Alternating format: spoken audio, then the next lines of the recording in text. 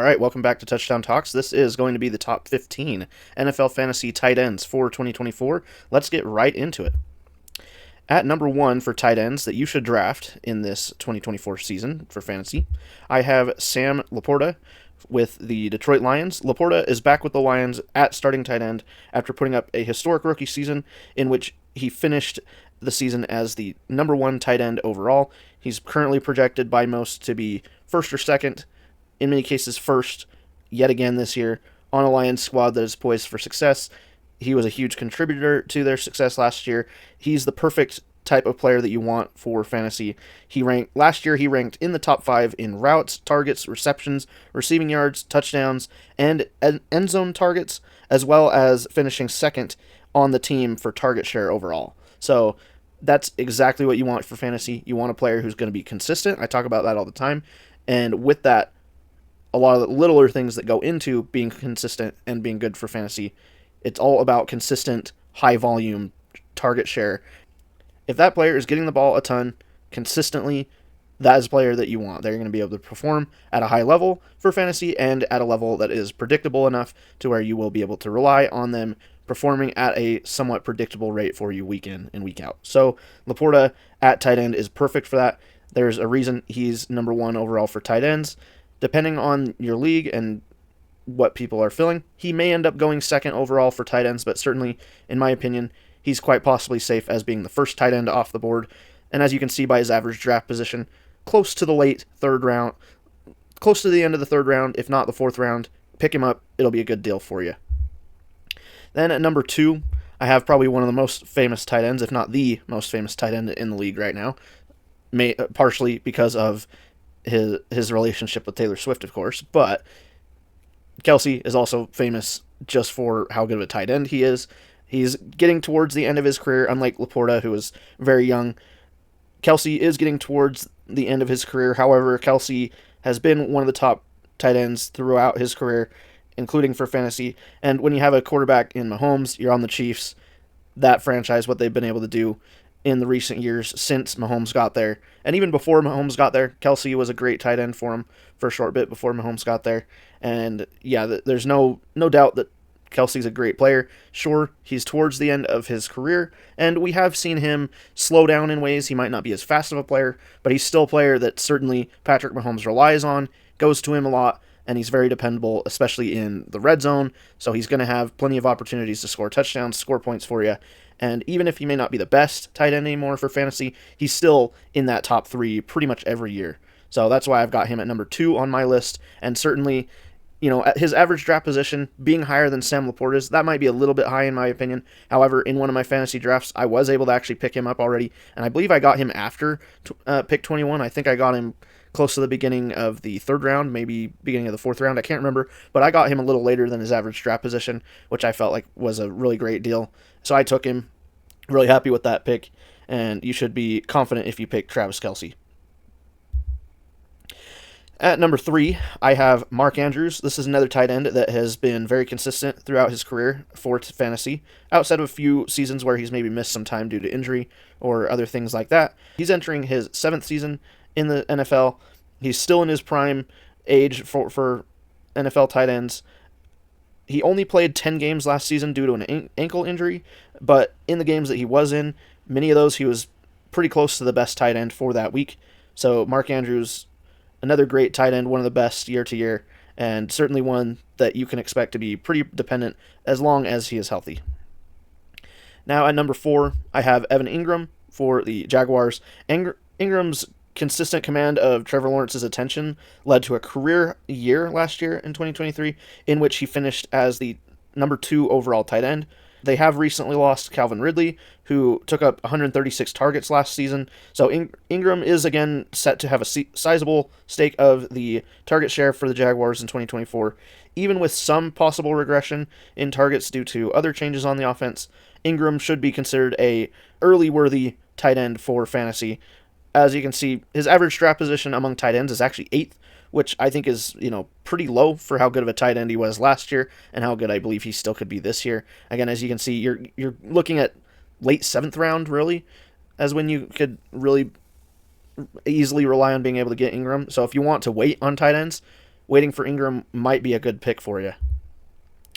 At number 5, I have Trey McBride with the Arizona Cardinals. In 2023, McBride had a bit of a slow start fantasy-wise and consistency-wise, mainly because he started behind Zach Ertz, who is no longer with the Cardinals, and the Cardinals were also missing Kyler Murray towards the beginning of the season. But once Zach Ertz went down due to injury and Kyler Murray came in as the quarterback, especially through weeks 8 through 18, McBride consistently was scoring 20-plus points in a week, and he was scoring so well towards the end of the season that he ended up finishing as the 7th overall tight end for fantasy, so that's pretty good, especially being that he had a very slow start to the beginning of last season, so he should pretty easily be able to outperform what he did last year, in my opinion. At number 6, I have Dalton Kincaid. In 2023, Kincaid showed fantasy managers what he's capable of. From weeks 8 through 12 specifically, Kincaid operated as the starter, and he led the Bills in targets with 37 targets. With both Stephon Diggs and Gabe Davis departing from the Bills in the offseason, Buffalo is lacking in reliable pass catchers, which means that Kincaid could get a higher volume of pass attempts thrown towards him, so that could end up boding well for him. However, there are some additions to the Bills that make things a little bit hard to predict. They've added Curtis Samuel in free agency, and in the second round they drafted Keon Coleman, but Kincaid should be viewed as a mid-range tight end, as a mid-range starting tight end for you in fantasy, so you should be able to draft him and expect starting tight end value out of him, if not really good backup value. At number 7, I have George Kittle. George Kittle finished 2023 as the 5th overall tight end for fantasy. He's currently projected to end up at around 5th to 7th in 2024. He, like Kelce, is also getting towards the end of his career. Also, like Kelce, one of the most famous tight ends in the league right now. But being on the 49ers, of course, is going to help him, as it has been. He's a huge part of why they're so successful. He commands plenty of attention on that offense, and when you're playing for an offensive mind like Kyle Shanahan, it's not hard to expect that Kittle should be able to have a good season, similar to what he did last year in 2023. At number 8, I have David Njoku for the Cleveland Browns. He enters his 8th season this year. He has been a top 10 tight end for pretty much a majority of his career, or at least had the expectation of being that. He finished as the 6th overall tight end in 2023. He is projected to be a mid to low range starting tight end this year. One thing I really like when you look at his 2023 numbers is he was very consistent. He had a couple games where he was above 20 points, but then for the most part, every week he ranged anywhere from about 10 to 17 points, and many of those being in the upper teens or mid-teens, which is for a tight end, especially if they're getting that week in and week out, and they're not having a bunch of single-digit games. That's a really good tight end for you. They might not necessarily be winning you games very often, but as long as they're consistent like that at tight end, they're at least not going to be the reason you lose that week. And so Njoku, I believe, is very much a very good mid to low starting tight end pick for you in this year's fantasy draft. At number 9, I have Jake Ferguson. He finished as the 9th overall tight end in 2023 for fantasy. He should end up around the same spot this year for fantasy tight ends. He's only in his 3rd season, so he's very young, but he's already very well established himself as a good, reliable fantasy tight end. Sure, he may be a low starting level tight end in fantasy, and yes, he doesn't have the consistency that you may want in some others, but to be honest, at this point, if you've waited this long in fantasy to draft your first tight end, this may just be something you have to deal with. Unfortunately, with tight end, that's one of the difficult things is after the top 5 or so, asking for any consistency and high production at the same time, kind of hard to ask for out of tight ends, not quite as commonly available. Tight end isn't known to be the most deep position in fantasy, so it's certainly one that it can be okay to overdraft tight ends at some point, to an extent, obviously. Maybe you don't want to be drafting Sam LaPorta and Travis Kelce in the very first round, or even the second round maybe, but certainly if you start seeing your whole league start drafting tight ends, you start seeing tight ends fly off the board, it might be okay to overdraft one really quick that you want. Now again, if you do end up in a situation where Ferguson is the best left on the board, take him. He should be starting worthy, but don't expect to have the best tight end. Now at number 10, I have Kyle Pitts at tight end for the Falcons. Now, of course, Kyle Pitts, he finished 13th in 2023 for tight ends. He's still a younger tight end, but every year he's been in the league, he's always been one of those players that gets overhyped, in my opinion, in fantasy every single time. People that expected him when he got drafted to be, he was one of those players that when he got drafted, he was expected to be an instant hit in the NFL. People expected that he was going to, light it up in fantasy as well.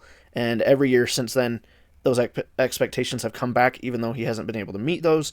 Of course, one of the big arguments you'll hear from people that are still buying that hype is that he's been on the Falcons. He's never had a great quarterback, and at least this year, he's now getting Kirk Cousins. The Falcons have changed a lot of things, made a lot of additions, as I mentioned in previous videos. So certainly, maybe this could be a really good career year even for Pitts, and maybe he actually breaks it into that top 10 of tight ends and becomes really good. But that's why I've only got him here at 10, is because I'm not necessarily confident that he's going to be a really good starting tight end for you, but he might be worthy of at least starting for someone in the league. At number 11 for tight end, I have Dallas Goedert with the Eagles. He finished 14th for tight end in 2023. He did miss 3 games, had a handful of good high teen or 20-plus games, but he also had a good amount of weeks where he was only between about 5 to 10, so not great.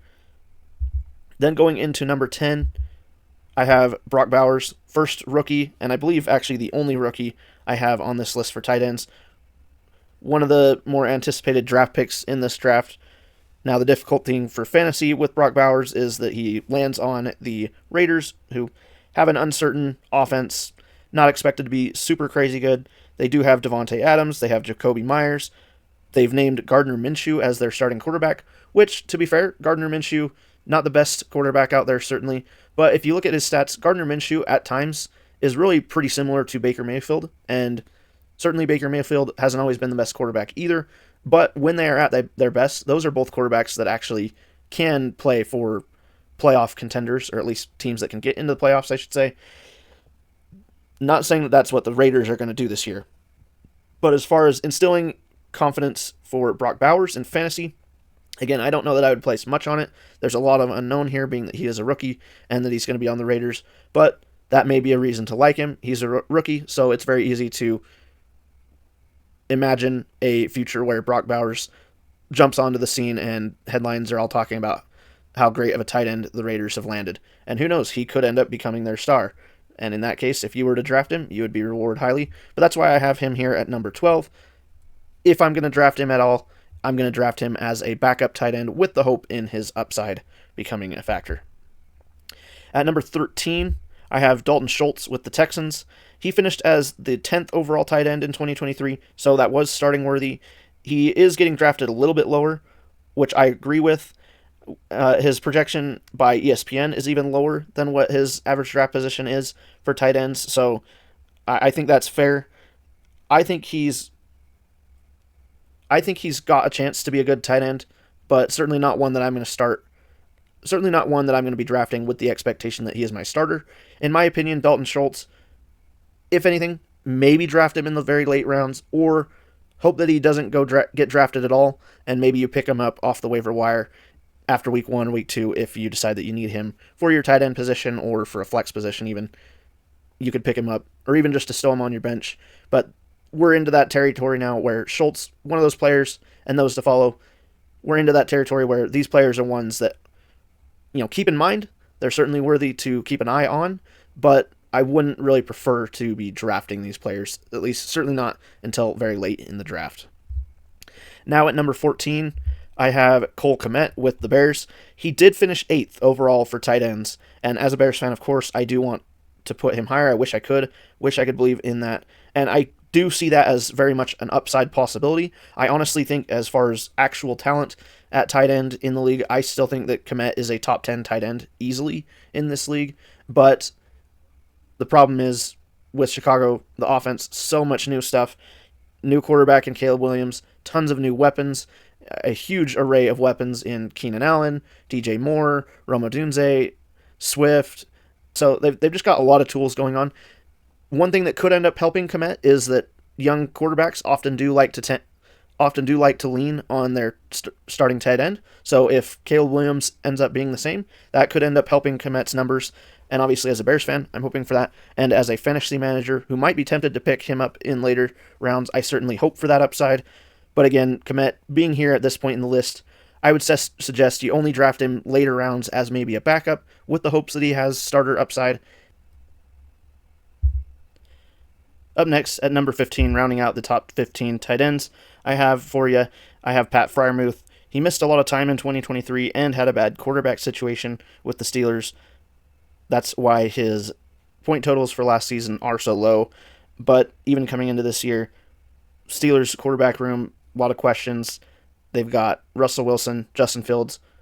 Who knows who is going to be starting for the majority of the season, how that's going to go, no matter which quarterback. It's not like the situation there on offense, even outside of the quarterback room.